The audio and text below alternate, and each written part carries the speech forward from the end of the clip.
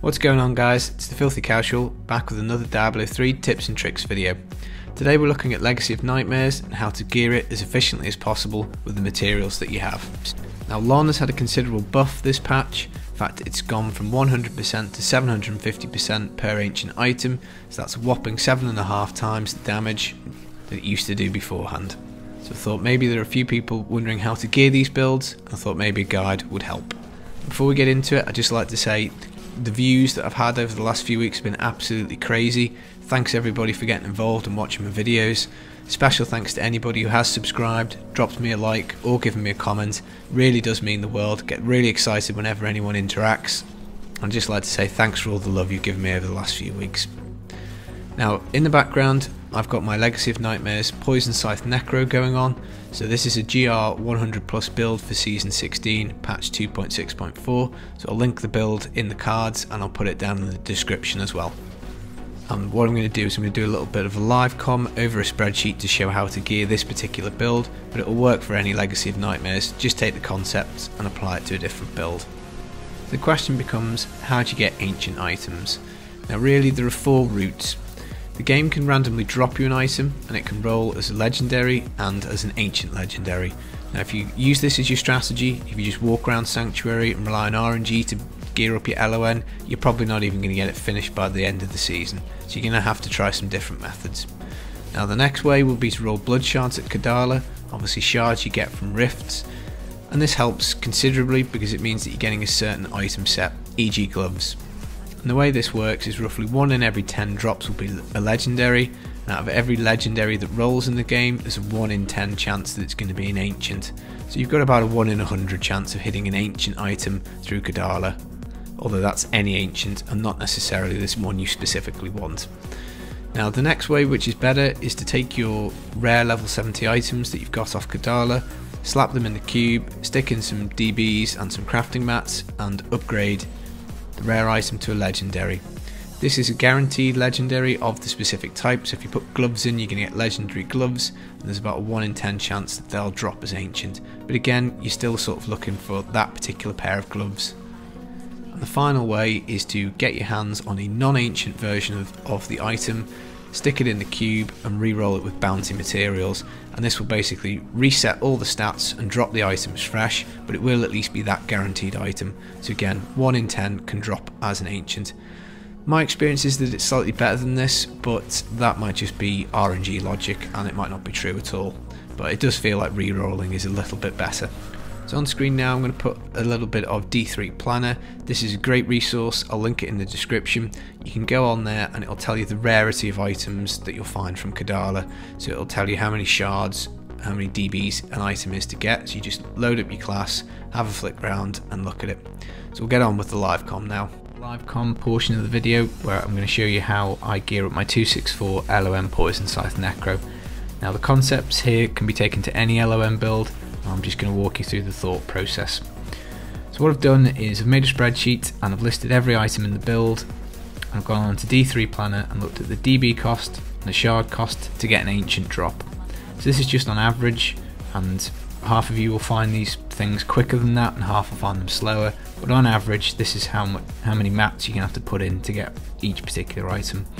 Now the illusory boots you can get from bounties from Act 2, so I'm probably not going to, you can't get them with DBs or shards, so you could roll them with bounty mats, but I'm probably not going to bother because I'm going to have to do a load of bounties anyway to get the mats needed to do the re-rolls.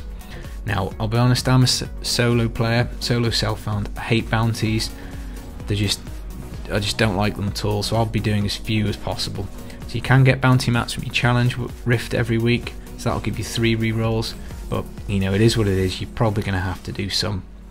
But you can use your DBs and shards in such a way that will minimise the amount of bounties that you have to do. So any LON build that you go on should give you an indication as to which items are essential or very important and which ones are helpful but not necessarily needed for the build to function. So for the Poison Scythe Necro, I've decided that all the way down to here, Wisdom of Comm, these are all the important and essential items, and then these 4 here are better to have than anything else but not essential to the build at all. So I'm going to start playing here once I get my Wisdom of Comm Ancient, So I know that whilst I'm looking for these items and re-rolling, I need to be setting aside some ancient shoulders, braces, gloves and chest piece. So I'm just going to keep them in my stash so that when I get to here I've got every piece as ancient and I'm going to go with the build. Now what I'm going to do is I'm going to fill in these columns here. So I've got bounty mats, DBs and shards, and then a priority list, and this is my list for how I'm going to spend these resources as I get them. So looking at this, jumping out straight away are the LON rings, obviously essential, really high shard cost, really high DB cost. Tragfang, again, really cheap actually on DBs, but very expensive on shards. And then the other one, this is going to be a bit of a pain to get, is the Wisdom of Kalon. Very high on DBs, very high on shards. So with that information, I'm going to start to fill this in. So the LON rings, because they are essential and because they're so hard to get, I'm going to re-roll my bounty mats on those things first.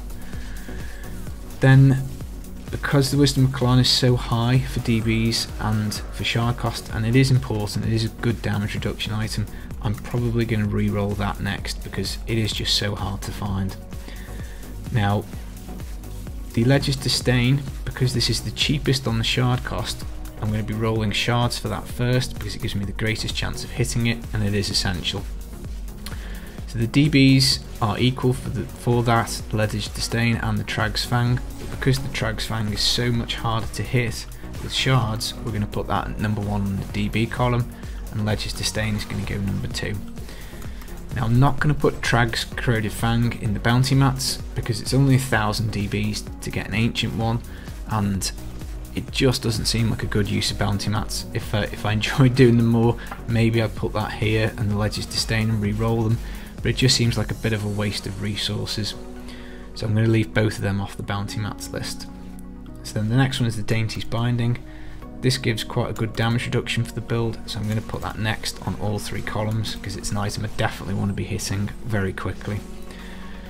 Now, Blind Faith I think is more important than Depth Diggers because that gives me extra damage, but the Depth Diggers, because we've got 2 pairs of pants and I can hit either of them, I'm going to be going for those next on the DBs and on for the shards, because I might also hit the Golem Breaches, and if I can hit either one of them then that's fine, that takes me on a little bit with the build. So Blind Faith is going to go next, that's going to go in the bounty mats and the DBs and the shards. So Depth Diggers I'm now going to put on the bounty mat list because I'm going to re-roll them after Blind Faith because of the issue with the pants. Golem Skin Breaches, again if I haven't found them by this point, they're going to go on the list in the next available slot. And then that just leaves the Illusory Boots, which I might put on my bounty re-rolls list, I'll decide when I get there. But I'm not going to put anything else on this bounty mat list because there's no point. These items are nice to have, but they're by no means needed, so they're all just going to go in here. On the next slot on the DBs and on the next slot for the shards, and basically that's how I'm going to gear up the build. Now the Aquila is the least important item, so I don't know, you could just leave it off until you find one naturally, but if you want to complete the build then that's how I'd do it. So basically it's just a question of logging on, playing, and then as I come across bounty mats, working my way down this list. As I get DBs, work my way down this list. As I get shards, work my way down this list. Obviously if I hit the Ledger's Disdain with shards, it gets crossed off this list. If I find a pair of Golem Breaches, you know, naturally, or then I cross it off all 3. So that basically I'm using my resources to the best possible efficiency so that I can get this build up as quick as possible.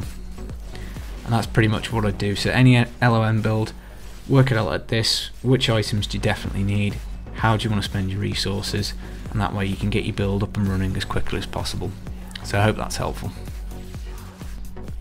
So that pretty much wraps up the video. Just get your list, work through it, and you'll get your LON build up in no time. So that's it guys, I wish you all the best for your drops in Sanctuary this season. I hope you do get your LON builds geared up as quickly as possible. If this video has been at all helpful, remember to drop a like rating and subscribe if you want to see some more videos. I'll catch you in the next one. Peace.